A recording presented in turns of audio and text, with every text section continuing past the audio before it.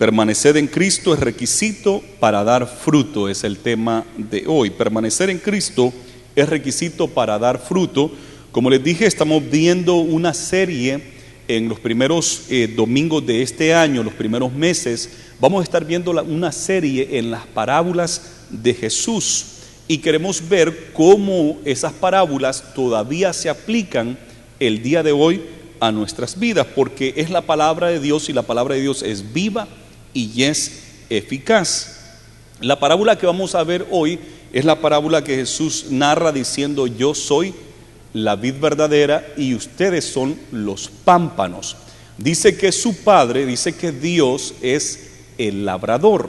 Esta parábola Jesús la cuenta justamente la noche antes de ser entregado y morir por nuestros pecados. Esta es la noche cuando ellos ya han tomado la Santa Cena, han estado en el aposento alto ahí en Jerusalén, preparando Jesús a los discípulos, porque ya en breves horas él va a ser traicionado por Judas. Uno de los 12 discípulos de él iba a ser traicionado por Judas, y entonces él iba a ir a la cruz del Calvario. En el capítulo 14, cuando Jesús les ha ministrado la Santa Cena y les ha dado unas cuantas palabras, les ha dicho: yo soy el camino, la verdad y la vida, nadie va al Padre si no es por mí, porque incluye eso San Juan 14, pero en el último versículo de San Juan 14, Él les dice: levantaos, vámonos de aquí.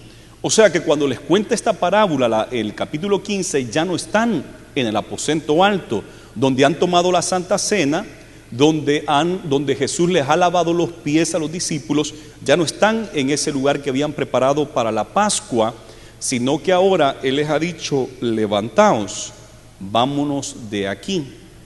Algunos creen que esta parábola la contó justo en el camino hacia Getsemaní, que era el huerto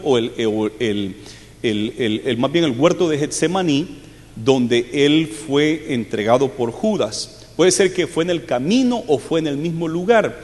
Otros han propuesto que puede ser que Jesús y sus discípulos, como en las épocas de la Pascua, el templo permanecía abierto, especialmente las puertas del atrio permanecían abiertos para que la gente que quisiera ir a orar pudiera ir a orar. Y puede ser que Jesús pasó por allí y miró en el portón, porque en el portón del atrio del templo está allí, había en el portón una figura de la vid. La vid es la planta de la uva. Entonces, cuando Jesús pasa por allí, cuando los discípulos pasan por ahí, entonces Él les dice: yo soy la vid verdadera. Esto de la vid, que es la planta de uva, es bien importante para el pueblo de Israel, porque en el Antiguo Testamento miramos muchas ocasiones que Dios se refiere a Israel como una planta de uva, como la vid. Entonces se refiere a Israel, de que Israel es esa planta, es esa vid. Y Dios esperaba que Israel llevara fruto, buen fruto, pero no llevó buen fruto. Eso Jesús también lo va a recalcar en una de sus parábolas. Él recalca eso, pero Dios se lo ha dicho varias veces. Dios les ha dicho que ellos son la viña, pero no llevaron fruto. Incluso en Isaías capítulo 5 está un cántico, se llama el cantar de mi amado, y dice: tenía mi amado una viña, la había escogido con vides, las mejores plantas de uva, las mejores vides las había escogido, había despedregado el terreno, había sacado todas las piedras, había preparado el terreno, había puesto un cerco alrededor de ese viñedo, había puesto un lagar, dice, que es donde machucan las uvas, y había puesto allí todo eso, esperando que su viña llevara buen fruto, que llevara uvas. Pero en vez de llevar uvas, después de todo el esfuerzo que había hecho Dios, entonces llevó uvas silvestres. Y después Dios dice: juzguen entre mi persona y la viña que yo he plantado. Me he esforzado bastante. Yo esperaba que llevaran uvas silvestres. ¿Qué hago yo entonces? Lo que voy a hacer es quitar el cerco para que los puercos, ¿cómo se llaman? Los puercos salvajes entren y devoren la viña. ¿Qué voy a hacer? Voy a quitar la protección y que sea destruida porque no llevó el fruto que se esperaba de ellos. Y Dios siempre a Israel se refirió como una viña. También encontramos que la viña es una planta nacional de Israel. Algunos países tienen diferentes fauna que representa su país, una flor, algún animal, el águila o el quetzal. ¿El de quetzal de qué país es? De Guatemala, ¿verdad? Cuando usted habla de un quetzal o de un quetzal, usted sabe que eso es Guatemala, ese es el símbolo de Guatemala, bien hermoso, el quetzal con una cola bien larga. Y así cada país tiene algo, ¿verdad? México tiene una águila que se está comiendo la serpiente, Estados Unidos también es una águila, y así, diferentes animales o flores. Está la flor de izote, que es de uno de los países de Centroamérica, y otras flores por ahí. Pero de Israel es la vid, las uvas. Cuando fueron a ver la tierra prometida, aquellos 12 espías, dice que trajeron del fruto de la vid, trajeron uvas. Y por ahí está la imagen de dos hombres que llevan un palo y en medio del palo va colgado un racimo de uvas. Entonces, y lleva por ahí un pedazo de la planta, ¿verdad? Entonces eso representa a Israel, es un símbolo nacional, las uvas. O sea que los judíos entienden bien de lo que Jesús va a hablar en esta parábola. Ellos entienden bien qué es tener una viña. Los judíos, cuando eran errantes, cuando andaban en el desierto, ellos deseaban sentarse en su propia viña, sentarse en sus propios higos y que no andar errantes. Ellos sabían la importancia de tener su propia viña y Dios les prometía, van a tener su propia viña, va a ser de ustedes van a vivir allí, van a comer de ella y no tienen que andar errantes de un lado para otro. Y todo judío sabía la importancia de tener su propia viña y sus propios higos, a tal grado que estaban dispuestos a dar su propia vida por ese terreno, por esa propiedad.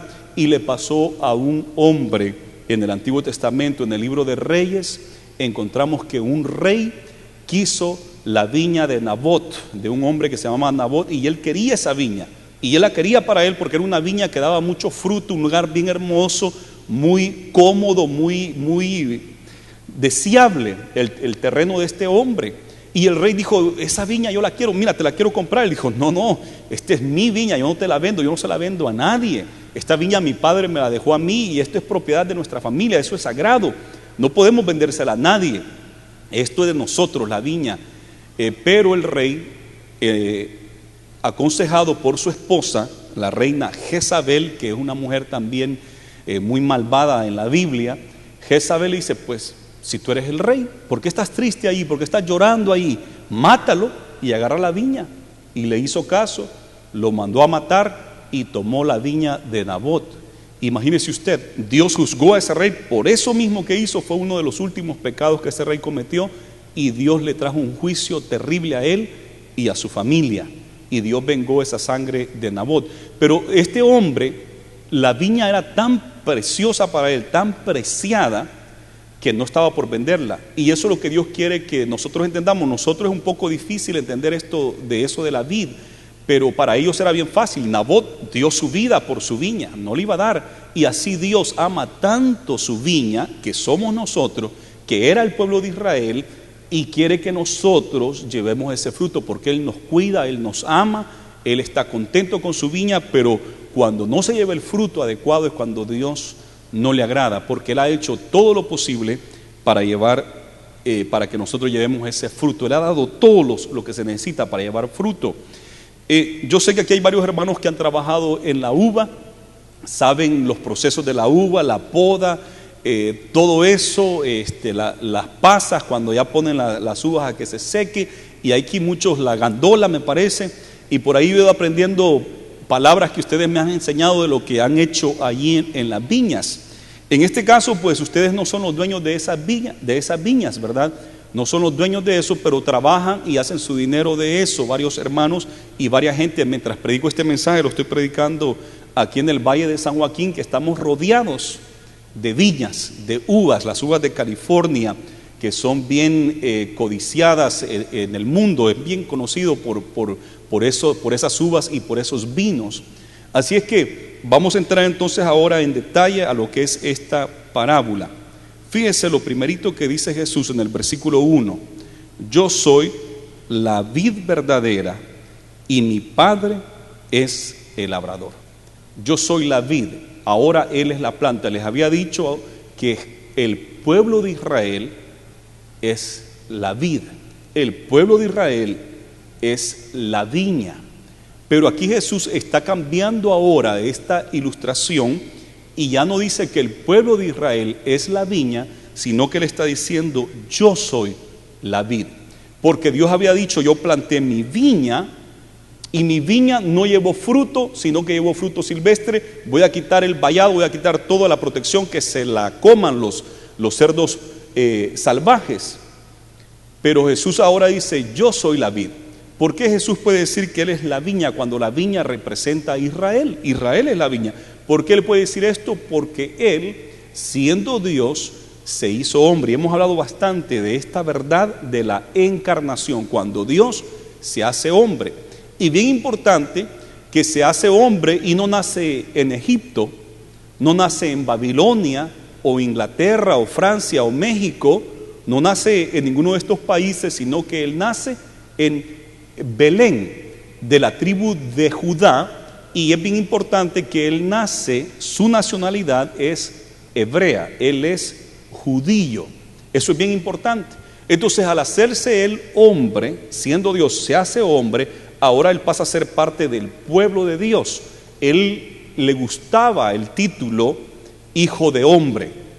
Yo soy el Hijo del Hombre. Y es necesario que el Hijo del Hombre sea levantado en la cruz, así como Moisés levantó la serpiente. Y él hablaba de él como el Hijo del Hombre. ¿Por qué? Porque la verdad de que Dios se hizo Hijo de Hombre, y específicamente de Judá, específicamente de David, descendiente de David, descendiente de Abraham. Esa es una gran verdad. Entonces ahora, como Israel no podía ser una viña que llevara fruto, ahora Dios mismo, Jesús, se hace la viña.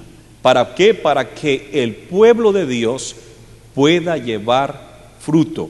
Ahora, Israel eran los que tenían que llevar fruto, y además de eso Dios había puesto a los sacerdotes, los líderes espirituales de Israel, Dios los había puesto para que cultivaran esa viña.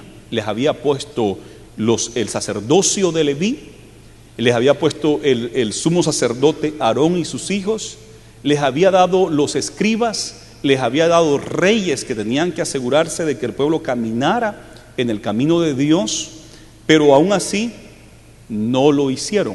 Se corrompieron muchas veces, se corrompieron el pueblo de Israel. Entonces Jesús en Mateo capítulo 21 les va a contar una parábola bien importante. Mateo capítulo 21 les cuenta acerca de cómo había una viña y el dueño de la viña mandó siervos, trabajadores, para que recogieran el fruto y se lo trajeran al dueño de la viña. Pero cuando vinieron los hombres que venían a cobrar el fruto, a cobrar la ganancia del fruto, a traer el fruto, ellos se molestaban. Y dice que a algunos los apedreaban, a otros los golpeaban y los mandaban sin el fruto. Volvió a mandar otro grupo de servidores, de trabajadores para ir a traer el fruto, y de igual manera los apedreaban, les pegaban y no les daban el fruto. Entonces el dueño de la viña se cansó y dijo: esto es lo que voy a hacer, voy a mandar a mi hijo, a mi único hijo, lo voy a mandar para que tome el fruto de ellos, para que por fin me den el fruto. Y lo mandó. Pero cuando ven de que llegue el hijo unigénito de este hombre, el hijo primogénito de este hombre, el que iba a ser el heredero de esa viña, cuando llegan dice: pero si este es el hijo de él, matémoslo para que nosotros nos quedemos con la viña. Y dice que agarraron al hijo, lo sacan afuera de la viña y lo matan. Entonces Jesús les hace una pregunta y les dice: ¿qué creen que va a ser el padre de ese hijo? ¿Qué va a ser el dueño de la viña con estos hombres malvados? Porque haber matado a su hijo, habían apedreado a unos siervos, habían matado a otros, pero mandar a su hijo y que maten a su hijo, y él es el dueño de la viña, ¿Qué va a hacer el dueño de esta viña con estos siervos malvados? Mire lo que dice Mateo 21 y versículo 14, 41, desde el 40 se lo leo. Mateo 21, 40, cuando venga pues el Señor de la viña, ¿qué hará a aquellos labradores? Le dijeron, esto es lo que respondieron los fariseos y los escribas, que Jesús le está contando a ellos la parábola. Le dijeron esto, mire, a los malos destruirá sin misericordia y arrendará su viña a otros labradores que le paguen el fruto a su tiempo. Ellos mismos dieron la respuesta. Jesús le estaba diciendo la parábola porque ellos, los fariseos, los escribas, los sacerdotes de Israel, eran los que tenían que producir el fruto y darle el fruto a Dios, pero no lo estaban haciendo. Entonces, más bien ellos querían matar a Cristo, que era el Hijo de Dios, y Jesús les pregunta, ¿qué creen que hará? Pues los va a matar sin misericordia, y su viña se la va a dar a otros que puedan darle el fruto a tiempo. Correcto, así mismo Dios va a hacer. Ahora, la viña ya no es el pueblo de Israel, nos dice Dios. La viña es Él, porque Él es descendiente de Israel. Él es judío y Jesús dijo una vez, la salvación viene de los judíos, porque Él es judío. Entonces la viña que representaba a Israel, ahora Él es parte de esa viña, Él es esa viña, y nosotros dice que somos los pámpanos. ¿Y quién es el labrador? Ya no son los sacerdotes los labradores, porque antes el labrador, el trabajador, según esta parábola, eran los sacerdotes, los fariseos, los hombres religiosos. Ellos eran los que se encargaban. El labrador, el que trabaja, el que cultiva, el que cuida de la viña. Ya no van a ser los sacerdotes, sino ¿quién va a ser el que va a cuidar a la viña de hoy en adelante? ¿Quién va a ser el que va a labrar la viña? Mi Padre. Por eso es que dice acá, yo soy la vid verdadera, mi Padre es el labrador. Dios ahora es el labrador. Por eso es que nosotros no estamos de acuerdo con un sistema sacerdotal, un grupo de hombres que son los que se encargan de hacer todo el trabajo de la obra de Dios y que el pueblo no pueda hacer nada. Nosotros creemos lo que la Biblia dice, que nosotros, la nación entera, somos un reino de reyes y sacerdotes. Por eso mientras yo les predico acá, aquí sentados entre el pueblo, hay muchos sacerdotes.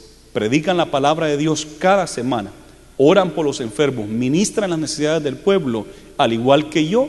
Yo no soy alguien especial separado, ¿verdad? Un sacerdote y ustedes el pueblo, no. Aquí todos somos los sacerdotes porque el labrador es el Padre. Y el Padre nos da de su Espíritu Santo a todos nosotros para que ministremos este evangelio al mundo entero. Id por todo el mundo y hacer discípulos a las naciones, bautizándolos en el nombre del Padre, del Hijo y del Espíritu Santo. Hoy es el culto misionero, ya tenemos aquí preparado todos esos rostros que nos recuerdan de los países donde hay que llevar el evangelio, las diferentes naciones que no han escuchado el evangelio o que lo han escuchado pero muy poco se les ha predicado. ¿Y quiénes lo hacen? ¿Un grupo selecto de hombres? No, cualquiera de ustedes. El Señor los puede levantar y mandarlos a Pakistán, a África, a diferentes lugares a llevar el evangelio de Cristo Jesús. ¿Por qué? Porque Dios es el labrador. El Espíritu Santo de Dios es el que labra a la iglesia, el que cuida, el que cultiva a la iglesia. ¿Y lo hace a través de quién? ¿A través solamente de un grupo selecto de hombres y mujeres? No, a través de toda la iglesia. Todo el que quiera servir al Señor le puede servir con unción y con autoridad. Así es que por lo tanto, Jesús es la vid, el Padre es el labrador, y dice acá, todo pámpano que en mí no lleva fruto, lo quitará, y todo aquel que lleve fruto lo limpiará para que lleve más fruto. Me llama aquí la atención que nos dice que el que no lleva buen fruto lo quitará. Y el Señor hace eso constantemente en su viña. Está quitando algunos que no llevan fruto, los está apartando para que lleve más fruto. Y lo otro que me llama la atención aquí es que dice que lo limpiará para que lleve más fruto. El que lleva fruto lo limpiará para que lleve más fruto, y más adelante nos va a decir para que lleve mucho fruto. O sea que va de fruto, más fruto y mucho fruto. Eso es lo que Dios quiere. Siempre Dios ha querido eso de su pueblo. Dice acá que Él nos limpiará para que llevemos más fruto. Yo le pido eso al Señor, que me limpie para llevar más fruto. Y yo sé que cuando el Señor habla de limpiar, no es cosa fácil. No es de agarrar un algodón con un poquito de agua y limpiar las hojitas, sino que cuando hablamos de limpiar es una poda. Agarrar las tenazas, las tijeras, el machete y ir limpiando, ¿verdad? Entonces hay que apodarlo, hay que limpiarlo. Sí, también se refiere a limpiar ahí alrededor, limpiar para que lleve más fruto. Y eso duele cuando el Señor lo limpia a uno. David entendió eso de cómo dolía cuando lo limpiaba, pero dice: Señor, lávame y seré limpio. Lávame con hisopo y seré más blanco que la nieve. Y cuando hablábamos de lavar la ropa en aquellos entonces, ellos agarraban la ropa y le pegaban contra una piedra y así la lavaban, ¿verdad? Cuando hablamos de lavar la ropa, porque no habían máquinas, en aquel entonces se agarraba esa ropa y, ¿verdad?, a estregarlo para sacarle la mugre.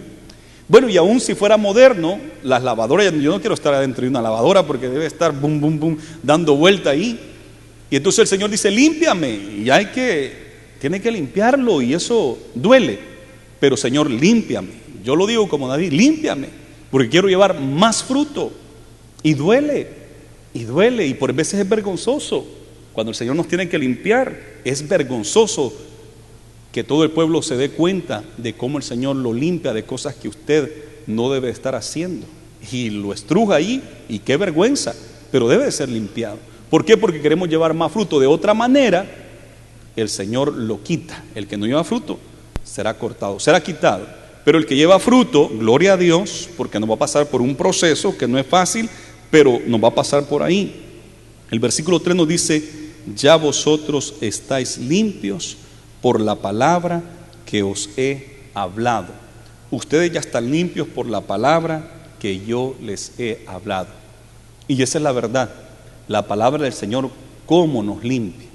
A mí muchas veces he tenido la sensación de haber sido limpiado por la palabra, algo que andaba cargando, y cuando oigo la palabra de Dios, wow, me ha limpiado, me ha quitado esa carga, me ha santificado. La palabra del Señor nos limpia. Jesús dice: ustedes están limpios por la palabra que les he hablado. Por eso es que el salmista dice: ¿con qué limpiará el joven su camino? Con guardar su palabra, oírla, pero hay que guardarla, guardar la palabra del Señor.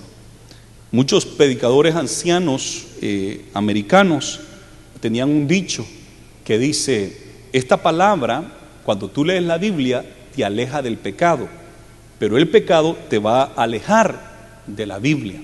Incluso contaba uno que lo tenía escrito allí en la pasta de la Biblia: cuando leo esta Biblia me aleja del pecado, y el pecado me aleja de la Biblia. O sea que si no estaba leyendo la Biblia es porque había pecado, y por eso es que no quería acercarse a la Biblia, porque la Biblia lo hace, la luz de la Biblia lo hace ver que está mal uno y prefiere mejor no leer la palabra de Dios. Pero cuando uno está leyendo la palabra de Dios constantemente, se está manteniendo limpio constantemente. ¿Entienden esa parte? Por eso es bien importante la palabra de Dios. Asistir a los cultos regularmente es importante, porque la palabra nos está limpiando, estamos oyendo. Y nos dice la Biblia también que no seamos oidores olvidadizos, que vengamos acá, escuchemos la palabra y salgamos y como que se nos olvidó todo. No, hay que irlo poniendo por obra. ¿Con qué limpiará el joven su camino? Con guardar, o sea, poner por obra la palabra de Dios. Permaneced en mí y yo en vosotros, dice el versículo 4. Permaneced en mí y yo en vosotros. Como el pámpano no puede llevar fruto por sí mismo si no permanece en la vid, así tampoco vosotros si no permanecéis en mí. Fíjese que nosotros, si no estamos en Cristo, el único fruto que nosotros podemos producir es un fruto silvestre, un fruto amargo. Yo así quiero imaginarme esto. Al no estar en Cristo, nosotros como seres humanos no podemos llevar fruto que a Dios agrada. Y eso le pasaba a Israel. Israel era la viña, pero producía puro fruto silvestre, ácido, agrio, amargo. ¿Por qué? Porque no estaban en el Espíritu, no estaban conectados a Dios, sino que andaban en la carne. En Gálatas capítulo 5 nos aclara bien esto y nos dice que el fruto del Espíritu es amor, es paz, es bondad, es gozo, es fe, templanza, nos dice, y nos da ahí una serie de frutos del Espíritu. Cuando nosotros estamos conectados a Cristo, entonces el Espíritu Santo obra en nosotros y podemos producir ese fruto, ese amor, esa paz, esa bondad. Pero cuando no estamos conectados al Espíritu Santo y permitimos que en nosotros empiece a gobernar la carne, el aspecto del alma con el cuerpo, lo que se le llama la carne, entonces andar en la carne es andar con celos, envidia, contiendas, fornicación, hechicería, borrachera, maldicencia, y nos da una serie de cosas pero feas, ¿verdad? ¿Y qué pasa el hombre? El hombre, cuando no está en Cristo, eso es lo único que produce fruto que a Dios no agrada, las obras de la carne, y nos da la lista de todo lo malo cuando uno anda en la carne. Entonces, por esa razón es que nosotros, aparte de Jesús, no podemos producir el fruto. Si nosotros nos desconectamos de Dios, no vamos a llevar el fruto agradable a Dios. Tenemos que estar conectados con Cristo y entonces vamos a tener el fruto que Dios espera. Dios castigó a Israel muchas veces porque Israel empezaba a tratar mal al que estaba desamparado. Literalmente nos dice 3 clases de personas: el huérfano, la viuda y el emigrante, el forastero. Y abusaban de ellos, abusaban del huérfano, los ponían a trabajar y sacaban beneficio de ellos y no les daban lo que tenían que darle. Al forastero, como no sabía el idioma, como no era del país, abusaban del forastero. Por eso es que Estados Unidos debe tener cuidado. Estados Unidos es una nación grande por varios aspectos, pero uno de los aspectos es que ha sido una nación de inmigrantes. Siempre Estados Unidos fue una nación de inmigrantes. Ahorita uno de los candidatos por el Partido Republicano, Santorum, él dice que carga un papel que le recuerda de que su abuelo vino después de la Segunda Guerra Mundial acá, después de haber trabajado duro, se trajo a sus 2 hijos y uno de esos hijos es el papá de él nació aquí ya, pero su papá es inmigrante. Y yo escuchaba eso y decía, wow, otro inmigrante, hijo de inmigrantes, porque la mayoría de acá son hijos de inmigrantes.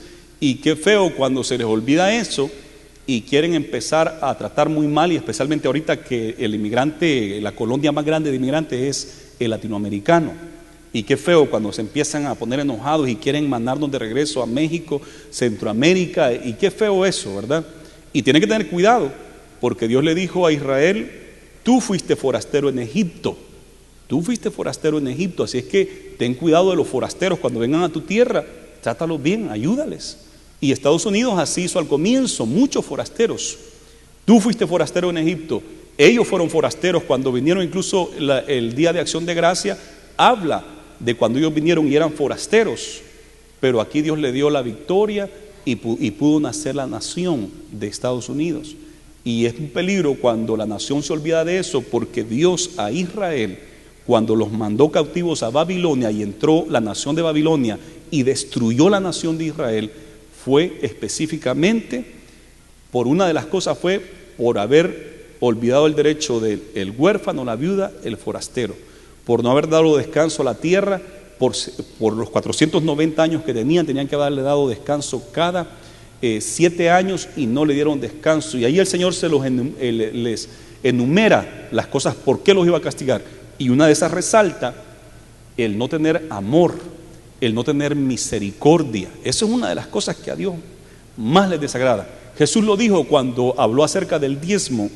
La única vez que Jesús habló acerca del diezmo está en Mateo 23, cuando le dice, ustedes son hipócritas, porque ustedes diezman hasta lo más pequeñito, la menta y lo más chiquitito, el comino, hasta eso diezman.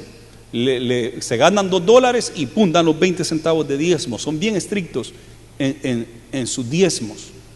Pero ustedes son hipócritas porque hacen eso y han dejado lo más importante de la ley, que era la misericordia, la fe y la justicia. Y han dejado eso porque tratan bien mal a la gente allá afuera y andan bien enojados y no ayudan al necesitado, y ustedes han olvidado lo más importante de la ley. Era necesario hacer lo uno, dar el diezmo, y hacer lo otro, el amor, la justicia. Las dos cosas van de la mano. No podemos simplemente enfocarnos en el diezmo, en las cosas de la ley, en las cosas que Dios nos demanda, y olvidar la esencia de la ley, que es el amor. El amor es que cumple la ley y los profetas, la Biblia nos dice. Por lo tanto, Jesús dice, ustedes deben de estar conectados a mí para que lleven el fruto. Porque si no andamos en el Espíritu, amados hermanos, andamos en la carne. Y andar en la carne es andar mal, y a Dios no le agrada cuando nosotros andamos en la carne. Cuando queremos resolver cosas familiares, cosas de la iglesia, con el enojo, ¿verdad? A la fuerza, a la brava. Cuando queremos resolver las cosas no en el Espíritu de Dios, sino que en la carne, peligroso, peligroso. Yo siempre que voy a tratar de resolver algo que tiene que ver con la iglesia, siempre estoy orando, porque sé de que si yo trato de resolver algo en mi carne, me puedo molestar, puedo demandar, y puedo echar a perder toditito.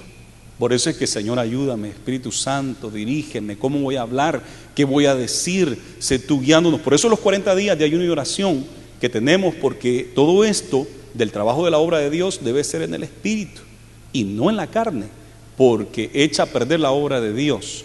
Pero el Señor ha dicho, los que lleven fruto los voy a limpiar para que lleven más fruto, y el que no lleve fruto lo voy a quitar, y ustedes deben de estar conectados a mí, porque fuera de mí nada podéis hacer. Así nos dice acá, permaneced en mí y yo en vosotros, como el pámpano no puede llevar fruto por sí mismo, si no permanecen en la vid, así tampoco vosotros, si no permanecéis en mí. Ahora, nosotros nos proponemos metas, y tengo que decir esto porque les he estado hablando acerca de las metas, cómo hay que mirar nuestros inicios, la meta y la proyección, y cómo hay que aplicar todo esto que hemos aprendido en los grupos familiares, aplicarlo a nuestras vidas individuales y personales.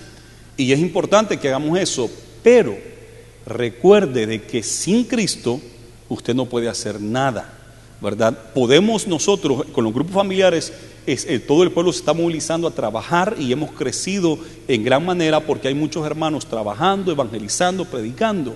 Pero hay un peligro en esto, con lo de las metas y con nuestro trabajo que llevamos. Hay un peligro que nos desconectemos del Espíritu Santo, que nos desconectemos de Cristo y que empecemos a hacer esto con nuestra propia fuerza, a la brava, encajándolo a la fuerza. ¿Y sabe qué va a pasar? Ese fruto no le va a agradar a Dios, absolutamente no le va a agradar a Dios ese fruto. Por eso es que nosotros hablamos con los líderes constantemente, a la iglesia le predicamos constantemente. Esta es una labor de Dios. Dios nos ha dicho que hagamos esto, que discipulemos, que evangelicemos, y tenemos que depender del Espíritu Santo, tenemos que depender de Dios. Por eso es que el culto de oración los martes, porque sabemos que todas estas metas no las vamos a alcanzar si Dios no está involucrado. Entonces, yo quiero que tengamos cuidado, yo como pastor, ustedes también en sus metas personales que se ponen, en cuanto a sus grupos familiares, en cuanto a sus trabajos que tienen dentro de la iglesia, pero también con sus familias, póngase a pensar esto: si Jesús no está allí, no vamos a llevar fruto, y no podemos nosotros a la fuerza llevar este fruto, porque si no permanecemos en Él no podemos llevar fruto. Por eso es que la Biblia nos dice, no digan el próximo año voy a hacer esto y esto, sino que digan el próximo año, si es la voluntad de Dios, vamos a hacer esto y aquello. Por eso también estamos en los 40 días de ayuno, porque las metas en oración, si es la voluntad de Dios, si el Señor nos bendice, si el Señor abre las puertas, porque tenemos que depender de Él, no podemos depender de nuestra fuerza. Y sabe que lo que yo noté cuando les conté de que a finales de noviembre el promedio era 425 y la meta era llegar a 500, y entonces dije yo, wow, me rendí, y dije, aquí solo un milagro de Dios nos puede nos puede hacer llegar a las 500. Y ahí está en el boletín de diciembre, cuando sale el boletín de diciembre, ahí dice, solamente un milagro de Dios nos puede hacer llegar a la meta. Y cuando yo hice eso, reconocer de que sin Dios yo nada puedo hacer, reconocer que sin Dios esta iglesia nada puede hacer, ¿qué hace Dios? Nos permite en 5 semanas empezar a subir a 440 y algo, 453, 466 470 y algo y 490 en un espacio de 5, ahí está, en un espacio de 5 semanas, 490. ¿Por qué? Porque dependimos de Dios. Yo como pastor general tuve que reconocer, wow, y es que sin Dios no podemos hacer nada. Este debe ser un milagro de Dios si vamos a alcanzar a llegar a las 500 personas. Diciembre 31 habíamos llegado a 490 personas en los grupos familiares, a 10 de la meta de llegar a 500. Gloria a Dios por eso. ¿Por qué? Porque tuvimos que reconocer que sin Él nada podemos hacer. El apóstol Pablo entendía esto porque también algunas personas quieren salvarse, quieren tener victoria, quieren ser salvos por guardar las leyes, reglamentos y estatutos, y quieren guardar las reglas como que sea la fuerza, ¿verdad? Tienen que hacer esto, no hagan aquello, hagan esto, no hagan aquello, no pueden hacer esto, y como que sea la fuerza, pero hacia la fuerza no funciona esto. Debe haber una convicción interna completa en nosotros de la santidad. Hay veces que los pastores caemos en ese error de querer de que la iglesia camine en santidad y casi a la fuerza, ¿verdad? A la fuerza meterlo en santidad. Y hay iglesias que así operan, muy estrictas, y hay que tener cuidado porque no es a la fuerza esto, porque nosotros solo, nuestro fruto, ¿qué va a producir? Nada. Entonces hemos visto iglesias que hablan bastante de la santidad y con reglamentos muy estrictos, pero falta el amor de Dios, y lo vi muchas veces, ¿verdad? Y les contaba a las hermanas de falda larga, el cabello bien largo y todo, pero juzgando a las demás, qué pecadora, mire cómo vino, y nada de amor. Entonces, y yo, Dios mío, entonces, ¿cómo está esto? Hay que hacer un balance en esto. Yo creo bastante, y ustedes son testigos, que yo creo mucho en la modestia, el pudor y la modestia en el hombre y en la mujer, en el vestuario, pero no podemos ponernos al tal grado de olvidar el amor. Entonces ya no podemos predicar porque aquella mujer se viste así, porque aquel anda así. No, tranquilo, vamos con amor. Claro que hay que predicar la palabra tal y como está escrita, pero hay que dejar que Dios obre en ellos, y en eso tenemos cuidado. Con las personas que sí nosotros hablamos directamente son con los líderes de iglesia, porque si quieren ocupar puestos de liderazgo deben de dar ejemplo. El líder debe estar dando el ejemplo, y por eso es que siempre estamos hablando de esto, y esperamos que toda la iglesia también entienda la verdad de las escrituras, de la santidad, de la modestia y del pudor, que es importante, es parte de la santidad también, pero recordando esto, que no es a la fuerza, sino que debemos de estar conectados a Dios, debemos de estar conectados al Espíritu Santo. Por eso el apóstol Pablo escribió en Gálatas 2:16, Gálatas 2:16, sabiendo que el hombre no es justificado por las obras de la ley, sino por la fe de Jesucristo. Nosotros también hemos creído en Jesucristo para ser justificados por la fe de Cristo y no por las obras de la ley, por cuanto las obras de la ley nadie será justificado.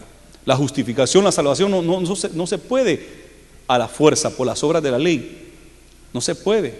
Tenemos que estar conectados a Jesús, y por eso es que también Pablo entendió esto y dice en Gálatas 2:20, más abajito, Gálatas 2:20, con Cristo estoy juntamente crucificado, y ya no vivo yo, mas vive Cristo en mí, y lo que ahora vivo en la carne, lo vivo en la fe del Hijo de Dios, el cual me amó y se entregó a sí mismo por mí, porque Él me amó tanto a mí, que yo lo amo a Él, y yo he muerto a mi persona, me he negado a mí mismo, y ahora lo vivo en Él, ahora estoy conectado en Él. Esto es lo que decía Jesús: deben de permanecer en mí y yo en ustedes. Y Pablo lo entendió, dice: yo estoy juntamente con Cristo crucificado, yo vivo en Él. Lo que vivo aquí en la carne, en la vida aquí en esta tierra, lo vivo en Él. Y si usted va a Filipenses 1:21 nos dice: porque para mí el vivir es Cristo y el morir es ganancia. Yo vivo en Cristo, para mí el vivir es Cristo. Y entonces, ¿qué pasa con la vida del apóstol Pablo? Si usted se fija en la vida del apóstol Pablo, tuvo un fruto enorme, fruto del Espíritu en él.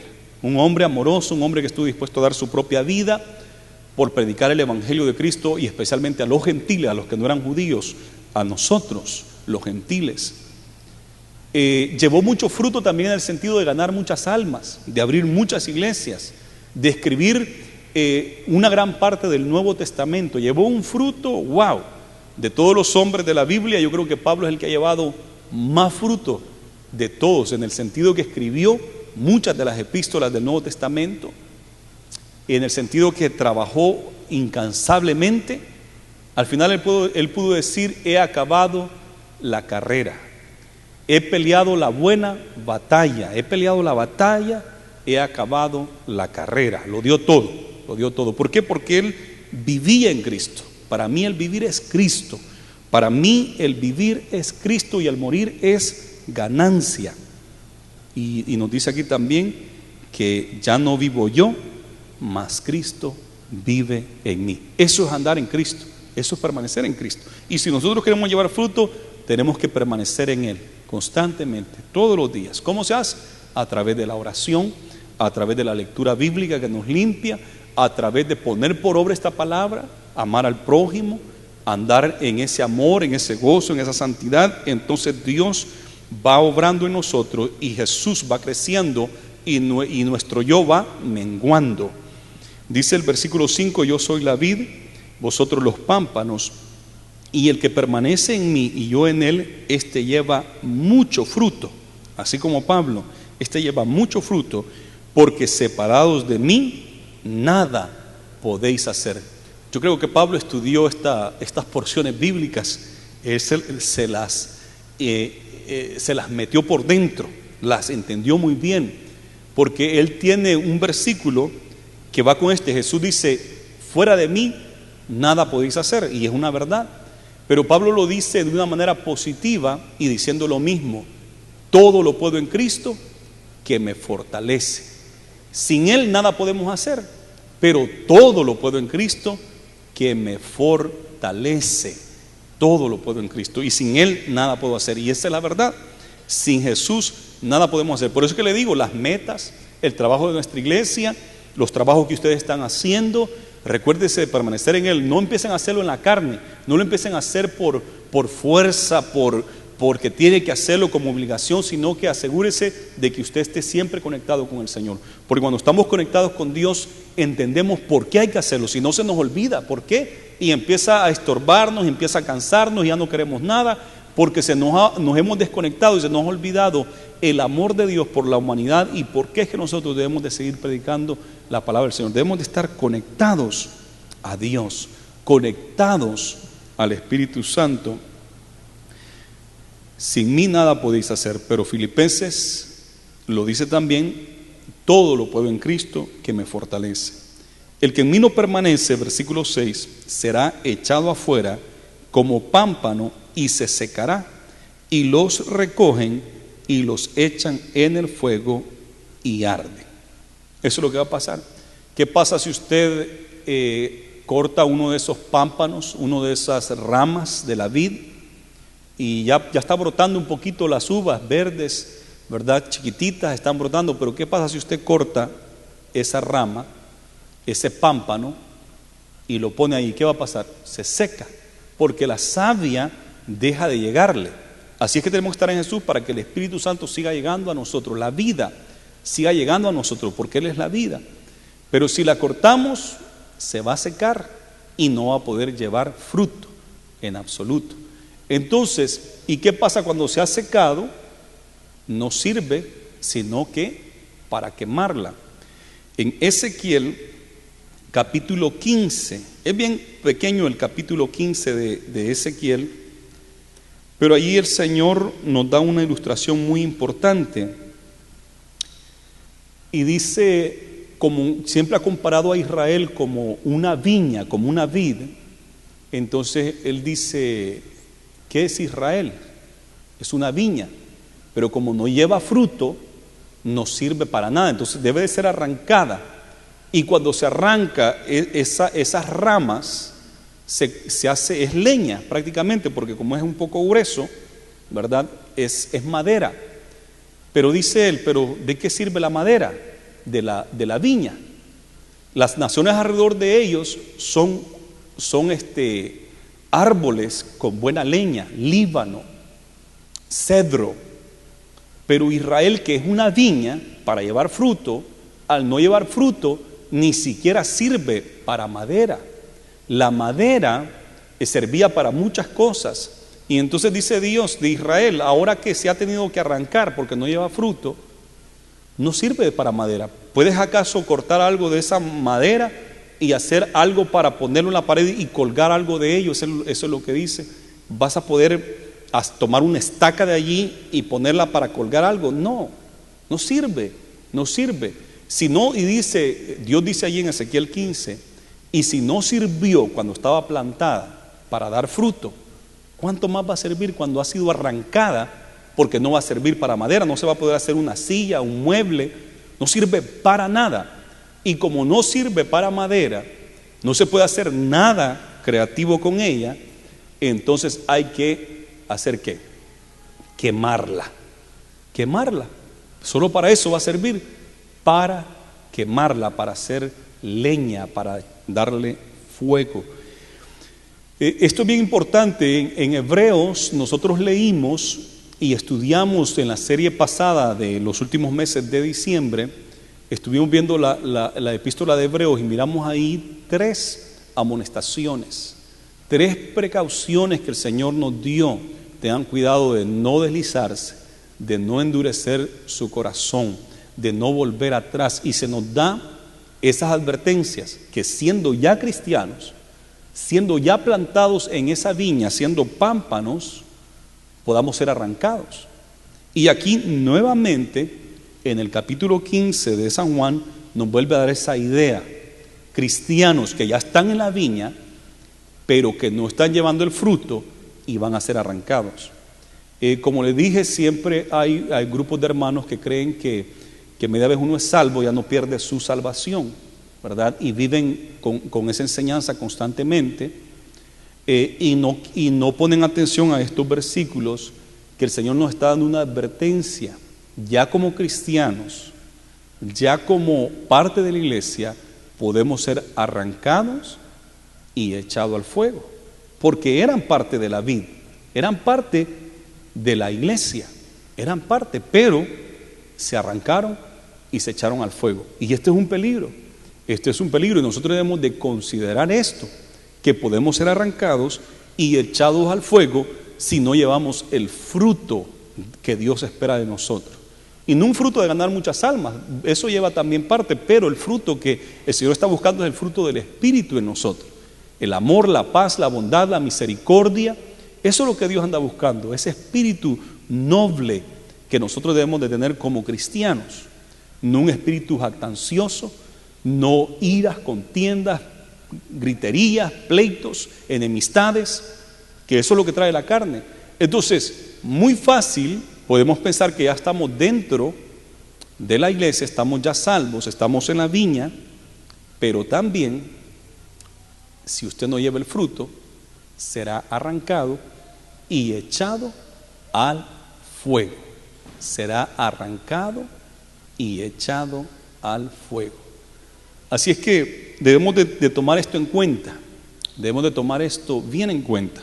Si no fuera posible, Jesús no lo hubiera dicho. Ahora, yo estoy seguro de mi salvación. Yo estoy seguro de que en aquel día cuando suene la final trompeta, yo estaré presente y voy a decir presente, como decía un corito, cuando allá se pase lista, a mi nombre yo feliz responderé. Eso yo lo sé y eso siempre la iglesia lo ha sabido. Hemos tenido seguridad de nuestra salvación. A mi nombre yo feliz responderé.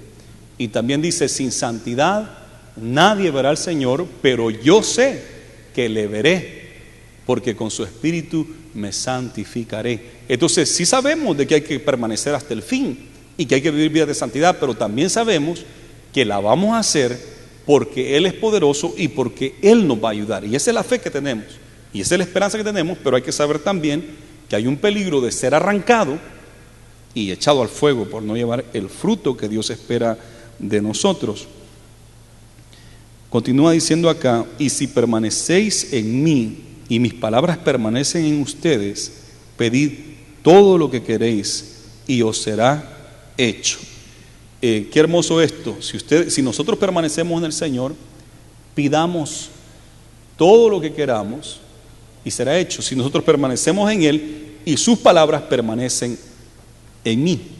Entonces, ¿sabe qué sucede cuando uno permanece en Él y las palabras de Dios permanecen en mí? Todo lo que uno desea va en acorde con la voluntad de Dios. Pedid todo lo que quisieras y se os dará. Porque cuando uno anda con Él, entonces, y las palabras de Él están en uno, uno va a pedir lo que está bajo su voluntad. Por eso es que la oración que Jesús nos enseña a hacer dice: hágase tu voluntad, como en los cielos, aquí también en la tierra. Y claro que cuando andamos en Él y sus palabras en nosotros, nosotros vamos a querer la voluntad de Él. Por eso también dice que Él concederá las peticiones de tu corazón, Él concederá los deseos de tu corazón, porque Él está hablando a gente que está profundizada en Él y que tiene su palabra en Él. Entonces, pero cuando no estamos en Él, entonces pedimos cosas que no convienen, ¿verdad? Pedimos cosas que no van de acuerdo con Dios y Él no nos las va a dar. Pero esto de que pidan lo que quieran y se les va a dar es para esas personas. O sea que no podemos usar este versículo acá, yo no puedo usar este versículo y decirle: hermanos, oremos porque Dios nos va a dar lo que querramos, todo lo que queramos Él nos va a dar.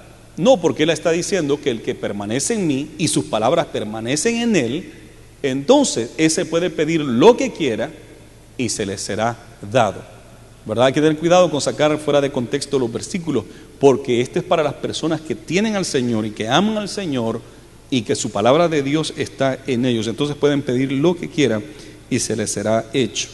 En esto es glorificado mi Padre, en que llevéis mucho fruto y seáis así mis discípulos. Como el Padre me ha amado, así también yo os he amado. Permaneced en mi amor. Y esto otra vez, el fruto del Espíritu es amor, y del amor viene todo, todo sale del amor, esa es la raíz. Es bien interesante que en Gálatas 5 no dice los frutos del Espíritu, sino que dice el fruto del Espíritu es el amor, la paz, la bondad, el fruto, ¿verdad? Entonces, y aquí nuevamente Jesús nos aclara, el fruto es el amor.